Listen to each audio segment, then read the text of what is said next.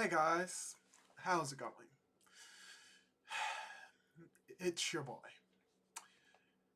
I'm not gonna go by Manga Andrew today. This is Andrew. This is Andrew Chapman. You may be wondering why I'm making a random video right now. Well, it's not random. On the day that, at the very least, I am recording this video, we had a tragic loss, not just in the anime community, not just in the manga community, but in just pop culture and the world as a whole. And if you don't know, and now that I think about it, what I'm about to say could apply to something else, a quick tangent. The past few days have been tragic. Recently, Rooster Teeth, the online company that many of you may know from very well known series such as Ruby, Red versus Blue, Camp, unfortunately has been dissolved. And from my understanding, 50 people have been laid off.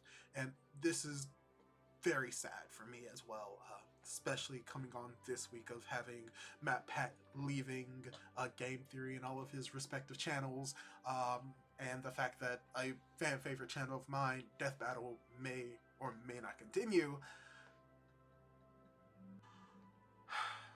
Akira Toriyama has recently become confirmed to have died recently. Apparently, March 1st, from, if I remember correctly, and just give me a moment so I get this information correct.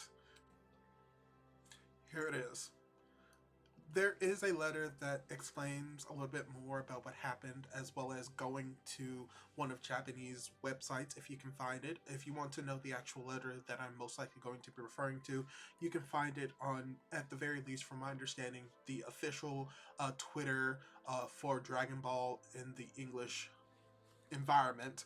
But it is confirmed that Akira Toriyama did pass March 1st, 2024 due to acute subdural hematoma. From what I'm understanding with my knowledge, it's sort of like a blood clot, most likely than not. Most likely the clot occurred in his body and most likely took his life at the age of 68.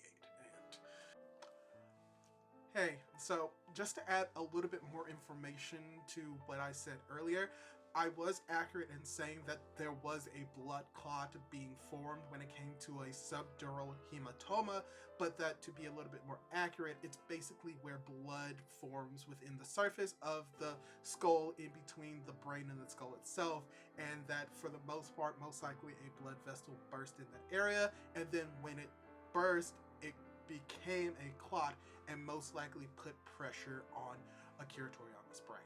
So most likely that is what is happening, and I just wanted to add a little bit more clarification to what I was saying here.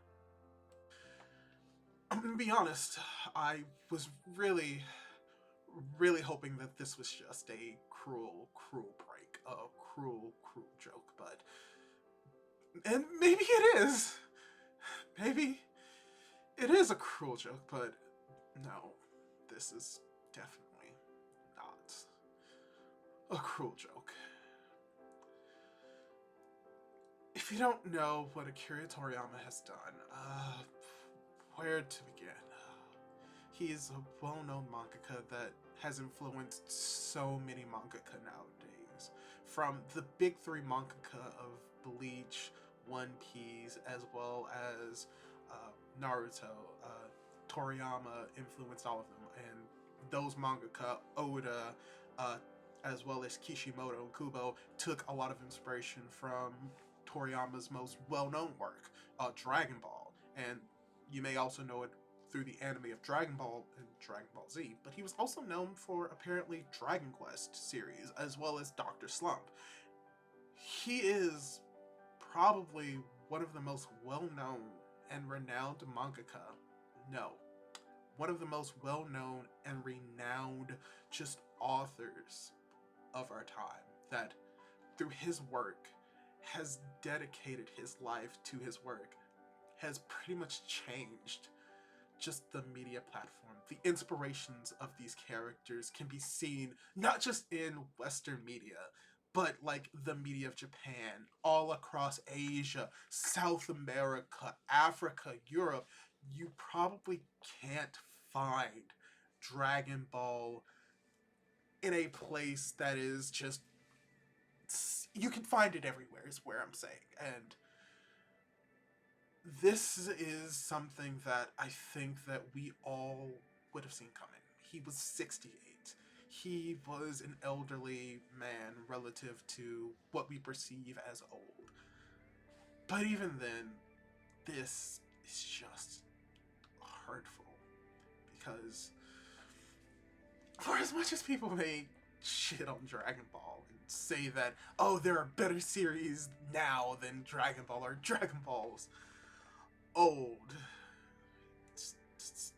I didn't realize how much Akira Toriyama and Dragon Ball actually meant to me until I realized that he is gone now.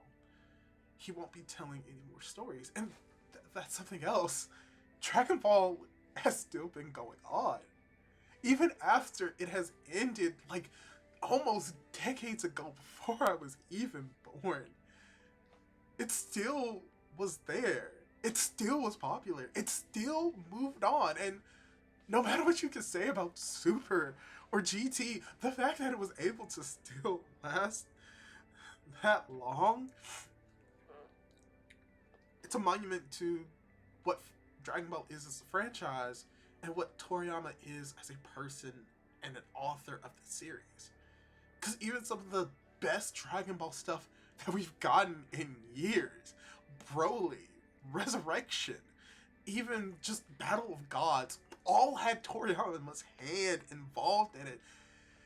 And it made me realize that even though it's an old series, that it still stuck with me. It still continued on in my life. Even though I'm 26, I could say that I've enjoyed Dragon Ball and its story from the main author, even now, even years after the original run has ended. And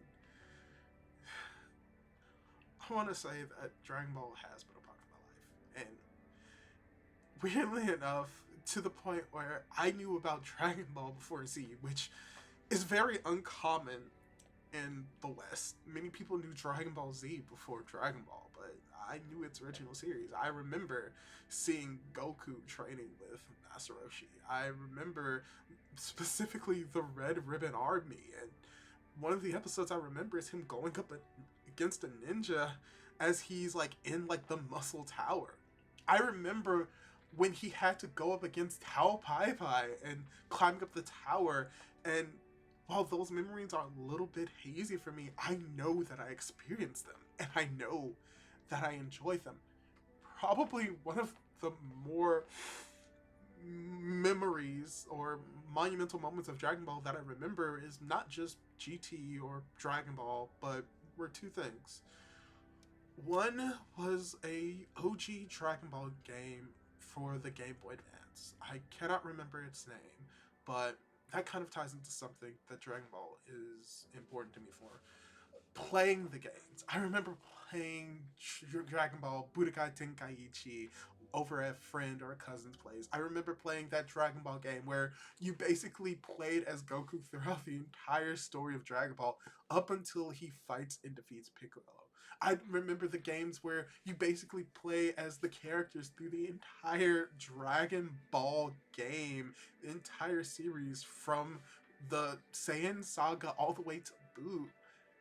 I remember when Kai came out, where for the first time, I was able to experience the entirety of Dragon Ball as an anime in real time. And even though I knew what Dragon Ball was, I knew most of the story beats, it was so great to be able to experience the story in a modern setting. Relatively speaking, I was around high school, sophomore, junior, still living with my mom in my aunt's house. I remember I started watching it in our living room area on the second floor, and that was a fun time for me. And because of Dragon Ball, I got to meet, or at the very least, got to watch a lot of fun series. Dragon Ball Z Abridged wouldn't exist without Dragon Ball.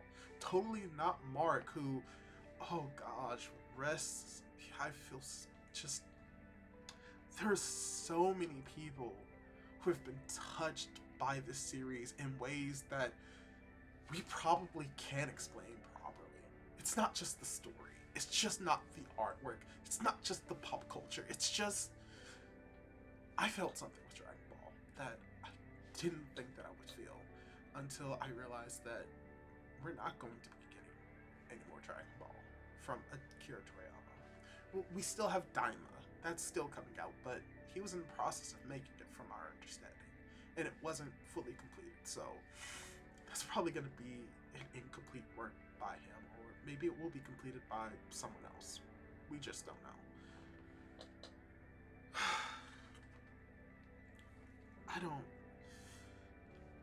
I'm making this video because this is one of a few times in my life where I have experienced this feeling of loss, and I just want to share my story. And I know most likely there are going to be so many more videos out there that are going to share their story about Akira Toriyama and share their beliefs, and you know what? Great. That is great.